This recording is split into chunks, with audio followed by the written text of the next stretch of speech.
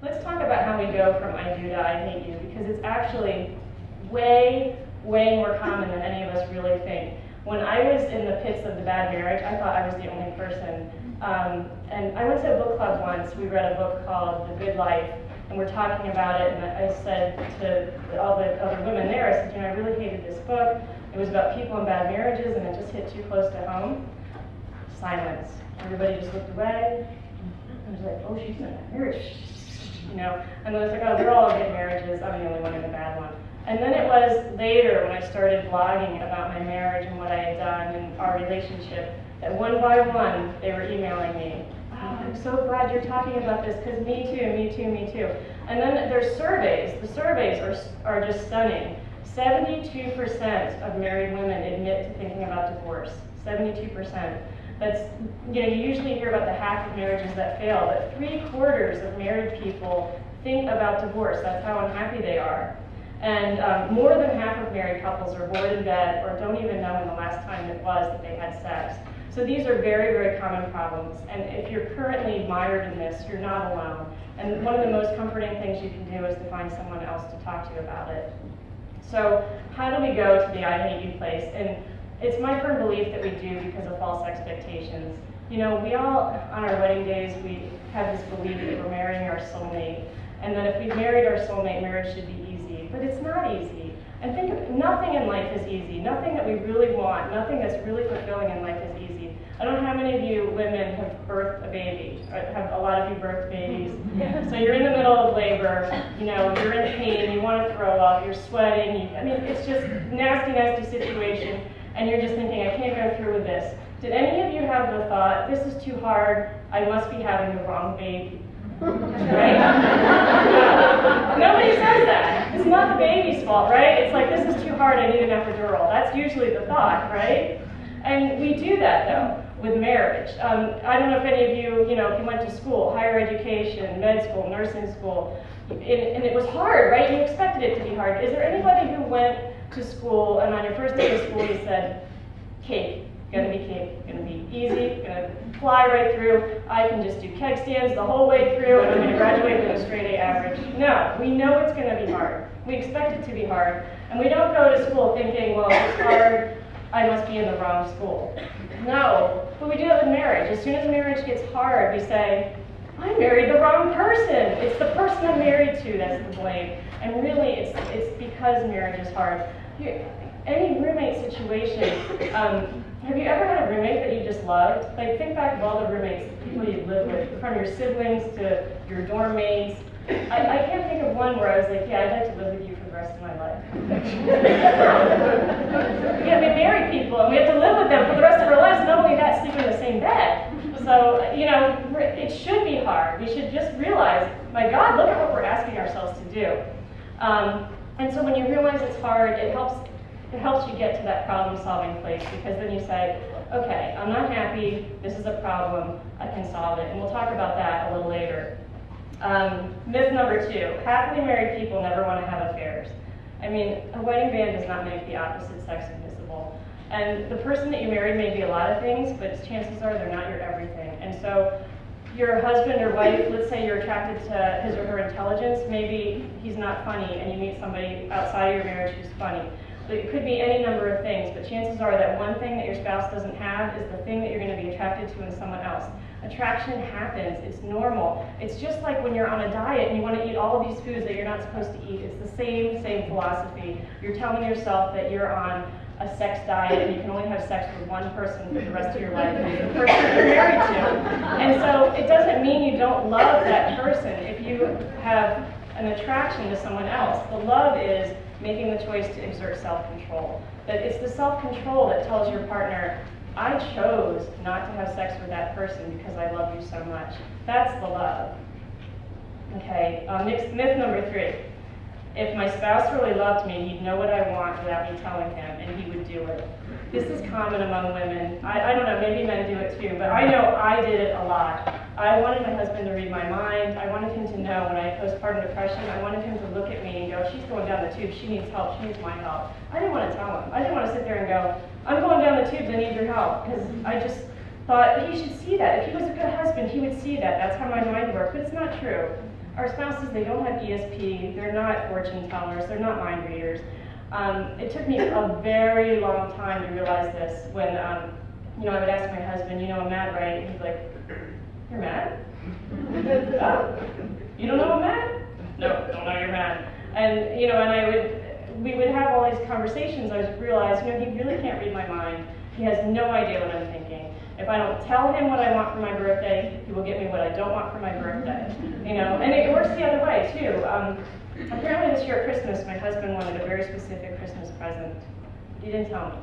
And so I don't usually go and do surprises, but our marriage has been really good, and I was just like, yeah, I'm really going to surprise him this year at Christmas. And so my husband loves bacon, and I got him the Bacon of the Month Club. I thought this was the best present ever.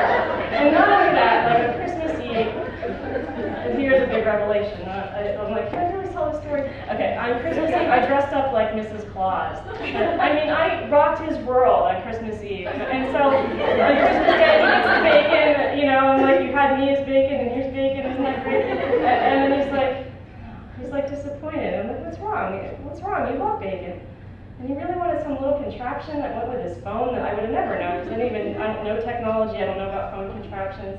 I was like, why didn't you tell me that's what you wanted? So, no, there's no way. We can't, it goes both ways. We can't read each other's minds. It has nothing to do with love. It just has everything to do with communication. Okay, this next one, I've made this very stereotypical, but if my spouse really loved me, he wouldn't watch Monday Night Football because he'd rather spend every waking moment with me. Or, if my spouse really loved me, she'd stop talking to me while I'm watching Monday Night Football. Okay? This has to do with different needs for space and closeness. And usually what happens is one partner has a greater need for closeness than the other. And so the person who wants more closeness comes off as clingy, and the person who needs a little more space comes off as put-offish. And again, if you can keep in your mind that this isn't about love, this is about personality. And the person who likes to watch, and it doesn't have to be Monday Night Football, it might be some other hobby. My husband loves the Tour de France. That's like Monday Night Football for 3 weeks straight, I just want to tell you. You know, it doesn't mean he doesn't love me, it means he loves the Tour de France too. And so you learn, I was like, okay, I don't talk to you during the Tour de France. I know, you don't want me to talk to you. Now, thankfully, with DVRs, they can actually pause it and have conversations with you, which I think the DVR is probably going to save marriages everywhere. But no, these are just different needs for space and closeness. It's a problem that you can solve. It has nothing to do with how much you love each other. Big, big misconception, happily married people don't fight. I don't know how many of you have gone to parties. This happens to me a lot, where people walk up to me and they're like, yeah, we're great, we never fight. I'm like, right. I think happily married people communicate, and sometimes they communicate loudly. Okay? When I was most unhappily married, we weren't necessarily fighting. I wasn't talking about my needs. There was this seething resentment that I was not voicing. The not fighting is much, much worse for your marriage than fighting. Fighting it's just communicating loudly. Communication is a skill, and it's a skill we can all learn, just like any other skills, just like playing the piano, riding a bike, but you have to practice it. And when you practice it, you might screw up every once in a while and lose your temper and say things that you don't want to say. But if you continually practice good communication, you will get better at it. Okay. And then, if it weren't for my spouse, my marriage would be perfect. How many of you out there, the ones who are willing to admit that you were a divorce daydreamer, how many of you feel like it's your spouse's fault? Because I was so there. I could go out to dinner with my girlfriends and have them convinced that I had married the devil. And, you know, and they would sit there by the end of the conversation and be like, why are you still with him? You know, I mean, my parents wouldn't visit me anymore because they thought he was the devil. I mean, I had everybody around me convinced of this. But in reality, it was a chemistry thing. It was I wouldn't ask for what I wanted, therefore he didn't give me what I wanted, because he's sort of like the you know, the little boy who needs the mother to tell him what to do, and here he married someone who wouldn't tell him what to do, and therefore he just ran around and he could be not responsible because I didn't make him be responsible, and the chemistry between us tore our marriage apart. And he's the kind of person where I have to say, when I'm washing the dishes and my daughter's tugging on my leg, I have to say, hey, can you entertain her so I can wash the dishes without a kid on my leg? And he'll do it right away, but he needs me to talk about it. So it wasn't necessarily all his fault, it was my fault too, because I didn't ask for what I needed, I didn't stand up for myself. I was a martyr and a doormat, and those things are not good. You need to stand up for yourself and be assertive. So Before we go into the how, let's talk about why to work on your marriage, because when you're really, really in a bad place, it seems so much easier if, you know, rat poison or divorce lawyer. Yeah, no, that's it. That seems so much easier than trying to fix it, because, you know, it just seems like it's broken, and how are we going to fix it? But there are reasons to work on your marriage, even if it doesn't work out. One of them is guilt, especially if you have kids. A lot of you will be filled with guilt. And I don't feel that people should stay together for the kids, but I do feel like you want to be able to walk away from your marriage and not feel guilty. So if you worked on your marriage and you tried everything and everything did not work, your spouse refused to work with you, refused to go to marital counseling, refused to try anything, then you can know that your marriage was hopeless. It was absolutely hopeless. You tried everything. And then when you come to the divorce, there will not be a doubt in your mind that you were doing the right thing. Second, you make yourself into a better you. The things that you need to do to improve your marriage make you better in life. You need to learn how to communicate. You need to learn how to be assertive. You need to learn how to forgive. You need to learn how to be accepting. All of these skills are skills that you can use everywhere in life. Especially communication. It will help you in your career. I mean, if you can learn how to ask your husband or wife for what you want, think of how easy it'll be to go in and ask for a raise. It's like you learn how to say what you need. You learn how to realize that the other person doesn't necessarily have to grant that wish. So it's huge, huge, huge personal improvement that goes on. Even if it doesn't work out, you end up on the other side a better person. Your health. And, you know, the studies on marriage always perplex me, because married people always come out happier than everybody else. They're happier than the single people. They're happier than the divorced people. They're happier than the divorced and remarried people, and healthier. And I'm like, who are they studying? But, you know, it's consistent. And so, you know, there's a part of me that thinks maybe that alone, you know, you're going to add 6 years to your life by fixing your marriage and not being unhappy anymore is a really good, important reason. I don't really understand the research, but it's there and it's pretty consistent. You'll be a better role model for your children, not because you stayed married, but because you showed your children that you're a problem solver.